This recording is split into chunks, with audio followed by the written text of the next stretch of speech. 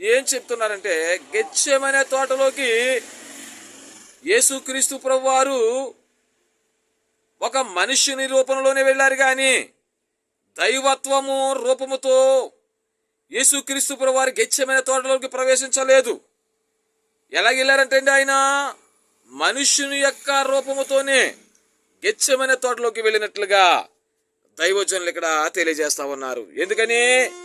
ఎందుకు వెళ్ళారు యేసుక్రీస్తు ప్రభువారు గెత్సేమనే తోటలోకి? ప్రార్థన చేయడానికి వెళ్ళారు. ప్రార్థన అంటే మామూలు ప్రార్థన కాదండి. ఎలాగంట? చింతించుటకును, అవండి, దుఃఖపడుటకును, విభ్రాంతి పడుటకును, వేదన పడుటకును, ఆతుర పడుటకును, దీని బిడ్డలారా దుఃఖ సముద్రములో మునిగిపోవుట కొరకు గెత్సేమనే తోటలోనికి యేసుక్రీస్తు ప్రభువారు వెళ్ళారండి. అందుకు దైవజనులు అంటున్నారు తండ్రిగా దేవదాసయ్య గారు, మహాప్రార్థన దినము ఏంటండి? మహాప్రార్థన దినము. ఎడతెగక దేని బిడ్డలారా ఎంతో వేదనతో చేసిన ప్రార్థనను మనం గెత్సేమనే తోటలో చూడగలము. దేవుని మహిమ కలుగును గాక.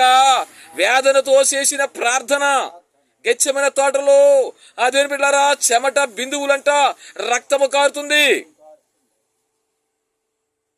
యేసయ్య రక్తము చెమటొచ్చే రంధ్రములు వెంట రంధ్రములలో నుంచి రక్తము ప్రవహిస్తున్నదండి యేసయ్యకి.